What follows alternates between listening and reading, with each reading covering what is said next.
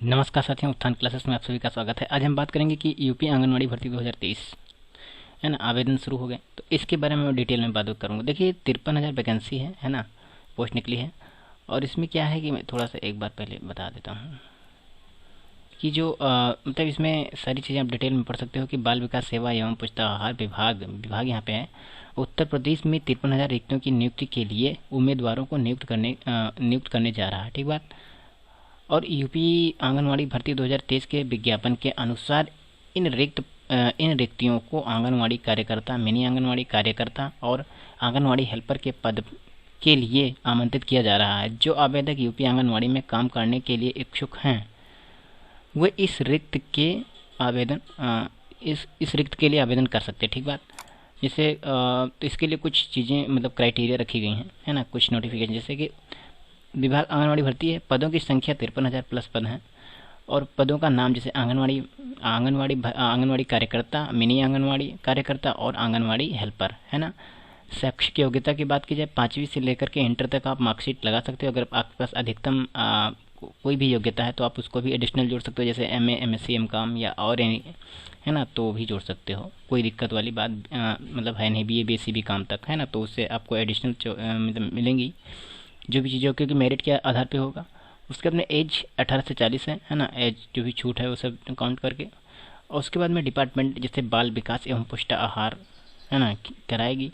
और official site जैसे इस पर आप जाओगे तो उस पर सारी एक पेज खुल के आएगा, वहाँ पे एक पोर्टल होगा, पोर्टल पे सारी चीज़ पीडीएफ डाउनलोड होगी और उसका लिंक दिया जाएगा। वहाँ पे जैसे क्लिक करोगे सारी इन्फॉर्मेशन आपको बता देगी। ठीक बात। कभी भी ऑनलाइन होगा तो इसी पोर्टल से होगा, है ना, ध्यान रखना। और मैं और बता देता हूँ कि जैसे कि इसके लिए कुछ मतलब सैलरी के लिए कहा है कि लेडी सुपरवाइजर के लिए 20,000 रुपये पर मंथ के हिसाब से, और आंगनवाड़ी कार्यकर्ता के लिए 4,000 से 8,000 तक पर मंथ के हिसाब से, मिनी आंगनवाड़ी कार्यकर्ता के लिए 3,000 से 6,000 पर मंथ के हिसाब से, और आंगनवाड़ी हेल्पर के लिए 2,000 से 4,000 पर मंथ के हिसाब से।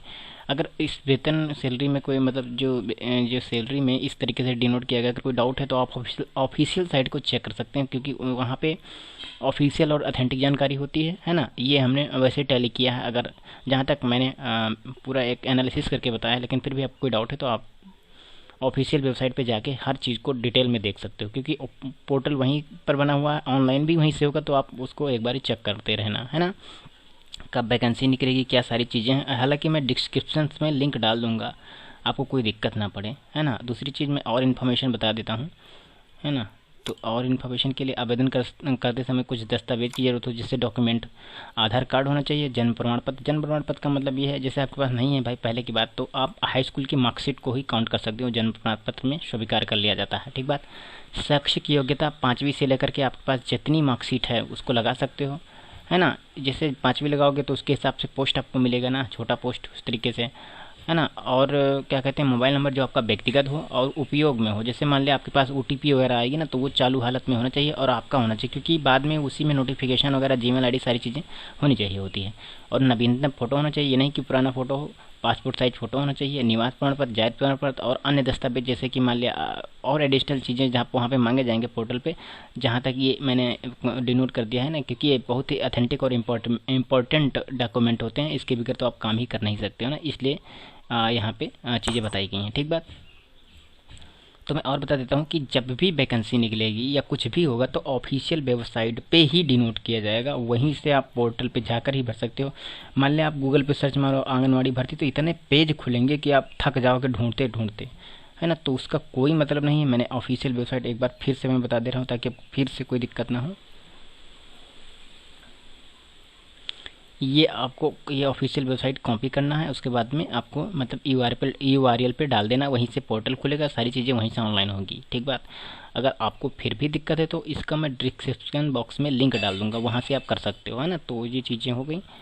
बाकी वहीं से पूरी डिटेल निकल आएगी, कब ऑनलाइन होगा, कब क्या सारी चीज़ें होंगी, क्या ऑफलाइन पोर्टल पे क्या है ना। और डिस्ट्रिक्ट वाइज अलग अलग चीज़ें होती हैं, है ना, तो ये भी थोड़ा सा ध्यान रखना, है ना। बाकी आप कहीं मान लिया गूगल पे सर्च मारोगे तो एक पेज खुल के आएगा ऑनलाइन के लिए, यहाँ क्लिक करें, वहाँ क्लिक करोगे, फिर दूसरा पेज खुलेगा, यहाँ क्लिक करें, फिर दूसरा।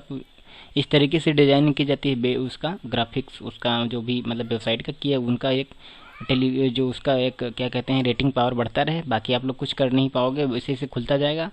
और ऑफिशियल वेबसाइट पे देखो कि जो भी चीज़ें होंगी ऑथेंटिक होगी, उसके बारे में आपको समझ में आ जाएगा, वहीं से आप करना, है ना। तब तक के लिए धन्यवाद।